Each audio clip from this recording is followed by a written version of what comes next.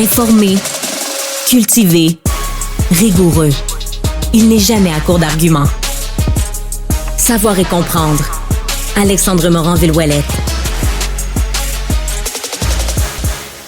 Guillaume, c'est un grand qu'on a perdu, puis le plus vieux de tous les présidents américains, Jimmy Carter, qui s'est éteint à l'âge de 100 ans. J'imagine que tu en as beaucoup à nous apprendre sur ce président-là.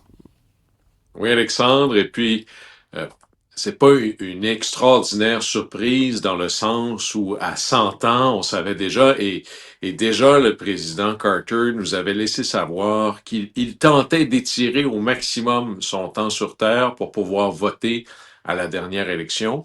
Mais au-delà des divergences politiques des uns et des autres, c'est quelqu'un d'assez extraordinaire qui nous quitte aujourd'hui. On pourrait dire que la société est moins bonne qu'elle ne l'était de par son départ, parce que c'est l'œuvre de toute sa vie. Puis si on retrace presque, sans faire la chronologie parfaite de son temps sur Terre, il y a presque une analogie assez intéressante considérant d'où il vient. Vous savez, Bill Clinton venait d'une ville qui s'appelait Hope. Et d'ailleurs, sa signature, dans son vidéo signature, quand il s'est lancé comme candidat à la présidence à la Convention démocrate, c'était The Man from Hope, l'homme de la ville de l'espoir. Et ça décrivait un peu où c'était devenu son personnage politique. Jimmy Carter, il vient de Plains, en Géorgie. Et Plain, en anglais, c'est presque un sans-additif adjouté, là. C'est nature, c'est pas quelque chose de grandiloquent. Jimmy Carter, c'est l'humilité profonde. Et on peut pas comprendre la vie de Jimmy Carter sans comprendre ses racines d'humilité profonde dans une Géorgie qui se transformait. C'est un chrétien profondément croyant, très, très impliqué dans la vie spirituelle, la sienne, sa famille, celle de sa communauté. Et pas dans les dernières années, mais pendant de nombreuses années, vous pouviez aller en Géorgie le dimanche et assister à ce que les Américains appellent le Sunday School, c'est-à-dire des cours de, pas de catéchèse le pur et simple, mais ils venaient prêcher auprès de d'autres sa compréhension de la foi et comment appliquer sa foi chrétienne à la vie d'aujourd'hui. Ils faisaient ça, et de manière évidemment bénévole, mais c'est quand même une vie hors norme. Lui qui vient de cette Géorgie se retrouve extraordinairement intelligent, rentre dans l'armée, dans la marine, dans la Navy, fait son cours d'ingénieur et très rapidement est vu comme quelqu'un qui a un très très fort potentiel. Il est associé au corps des sous-mariniers et au sein d'eux, il est comme sorti du rang pour être sur une équipe d'élite qui va travailler, entre autres, sur la propulsion nucléaire. Et petite anecdote, Alexandre, qui nous touche un peu, nous, au Canada, dans les années 50, il y a un réacteur nucléaire dans la région d'Ottawa qui se met un peu à déraper. C'est pas devenu aussi grave que Three Mile Island aux États-Unis, ou certainement pas comme Tchernobyl, mais assez grave pour que ce soit une urgence nationale. Et le Canada demande l'aide de tous ceux qui s'y connaissent un peu. On est dans les années 50, là. La compréhension et l'expertise nucléaire au plan civil n'est pas si avancée que ça. Et il fait partie, Jimmy Carter, d'un contingent américain qui vient pour essayer d'entrer et sortir des installations nucléaires pour remettre la chose à zéro. Alors déjà là, il y avait une connaissance assez particulière et personnelle du Canada. Et ce qui se passe, comment ça se fait qu'il quitte une carrière militaire où il aurait probablement fini un général avec plusieurs étoiles, c'est que son père meurt. Et il doit retourner en Géorgie, reprendre la ferme familiale. Et lui, qui ne connaît rien à l'agriculture comme telle, devient lancé dans une vie, au départ de gentleman farmer, puis après ça, un vrai fermier de cacahuètes. Et reste profondément impliqué dans sa communauté, puisqu'il est ingénieur, s'intéresse à l'agriculture et aux techniques agricoles, et tranquillement décide que l'ultime engagement dans sa communauté, c'est la politique, d'abord au plan local. Et on est dans les années 70. On est à l'époque du Watergate. Et à la surprise générale, celui qui était devenu gouverneur de la Géorgie, total inconnu au plan national, arrive en Iowa en disant « Je suis Jimmy Carter et je me présente comme président ». Et les journaux titrent « Jimmy qui ?» Mais là, on avait mal jugé Jimmy Carter. Il est à la fois un extraordinaire charmeur typique des talents de ceux qui viennent du Sud, et en même temps, il témoignait d'une humilité extraordinairement profonde. Et il y a une grande théorie, Alexandre, que chaque président est la réponse au manque du président d'avant. Et c'est une théorie qui, je pense, tient la route, là. On est après le Watergate, on est encore dans l'après-Nixon, et il fait campagne en disant « Moi, je ne vous mentirai jamais ». Et c'est probablement ce qui explique sa victoire à l'arraché contre Gerald Ford, et il devient, en 1977, le 34e, le 39e président des États-Unis. Et là, on le retrouve à l'avant-scène, mais avec un style qui est l'inverse de ce qu'on va connaître par la suite avec Ronald Reagan. Il est pas flamboyant, il est pas exubérant, c'est pas la présidence à la royale, c'est quelqu'un de profondément humble, mais ça a quand même marché relativement. On est peut-être trop sévère sur sa présidence, mais on pourrait diviser sa présidence en deux groupes, c'est-à-dire l'international et la politique domestique. Harold Macmillan, Alexandre, l'ancien premier ministre britannique, disait quand un jour un jeune garçon lui avait demandé de quoi vous avez le plus peur, il avait répondu Events, dear boy, events, les événements. C'est ça qui tue ou qui fait déraper un passage en politique. Bien, il se retrouve pris dans la flambée des prix du pétrole, l'inflation, et ça vient presque tout arrêter, là, sa présence au plan intérieur. C'est extraordinairement difficile. Mais au plan extérieur, c'est lui qui permet la conclusion des accords de paix entre l'Égypte et Israël. Ça a été les fameux accords de Camp David, probablement la ligne numéro 1 dans sa biographie pour le bilan de sa présidence.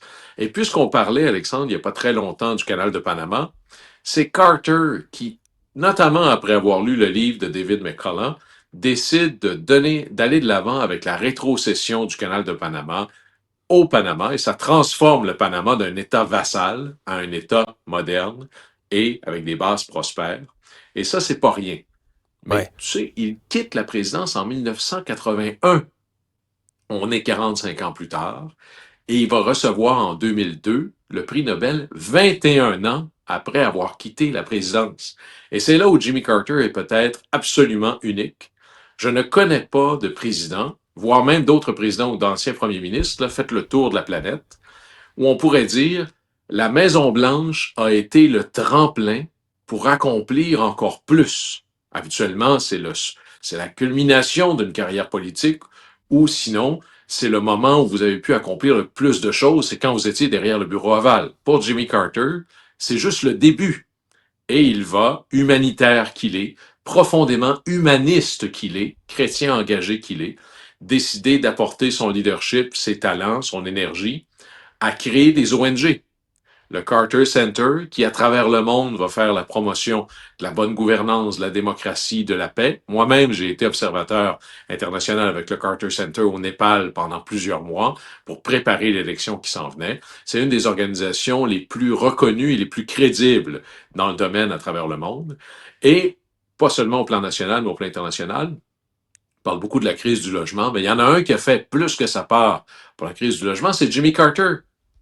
Avec Habitat pour l'humanité, construire des maisons. Ceux qui se demandent comment sortir de la crise du logement, là, il y en a une seule solution, augmenter l'offre. Alors, Jimmy Carter avait compris ça bien avant d'autres. Et, Alexandre, il faut que je te partage, l'anecdote. Jimmy Carter, il prenait lui-même son marteau puis il allait construire avec les autres, là. En train de clouer des 2x4 ensemble. Et quand un bénévole l'arrêtait pour dire « Monsieur Carter, est-ce que je pourrais avoir... » Il se faisait appeler Président Carter. Alors, Président Carter, est-ce que je pourrais avoir une photo avec vous? Il disait « Regarde, si je m'arrête pour prendre une photo avec vous, on va être deux en train de pas travailler. Alors, on n'a pas le temps, on construit des maisons. » Et cette anecdote-là, pour moi, montre comment la véritable personnalité profonde de Jimmy Carter, c'est celui d'un travailleur humanitaire. Porté vers l'autre, tourné vers l'autre. Et il n'y a plus beaucoup de gens en politique, ou en tout cas visibles, là où on dirait la première qualité ou la colonne vertébrale de leur engagement public, c'est un humanisme profond. Et c'est ça l'exemple de Jimmy Carter. Ah, c'est extraordinaire de t'entendre parler, puis raconter, puis voir toutes les images d'archives de la carrière politique, puis de l'après-politique de M. Carter. honnêtement, c'est quelque chose qu'on voit plus non plus en politique. On n'arrête pas de dire que ces temps-ci, le décorum a l'air de foutre le camp aux États-Unis, puis dans la politique en général, de tous les côtés de la frontière. Mais de revenir comme ça sur la carrière de Jimmy Carter, on dirait que ça donne de la perspective aussi, tu sais. Où on était, où on s'en va, Guillaume, puis c'est quelque chose qu'on verra peut-être plus non plus, là, des politiciens aller s'impliquer autant après leur carrière politique. Habituellement, ça use un homme ou une femme, puis tu ne retournes plus le faire après, là. Oui, puis peut-être que la vraie nature, ça c'est une autre théorie, c'est que la vraie nature des présidents se révèle à leur retraite. Alors, Theodore Roosevelt, qu'est-ce qu'il faisait?